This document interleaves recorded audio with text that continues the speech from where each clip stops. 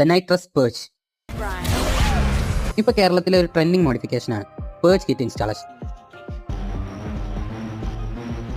ഇത് ഫസ്റ്റ് ആയിട്ട് നമ്മൾ കാണുന്നത് fast and furious 2 Paul Walker സ്കൈലൈനിൽ വരുമ്പോൾ ഉള്ള ഒരു സീനാണ്. എന്താണ് പേർച്ച്? അതിനു മുമ്പ് എന്താണ് നൈട്രസ്?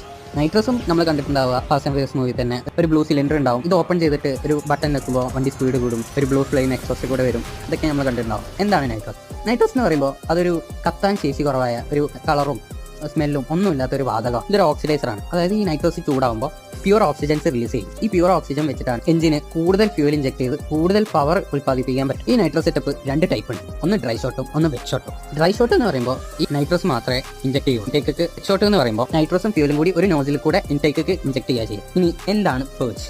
ഈ നൈട്രസ് ചൂടാകുമ്പോൾ നൈട്രസ് വേപ്പർ ഫോം ചെയ്യും.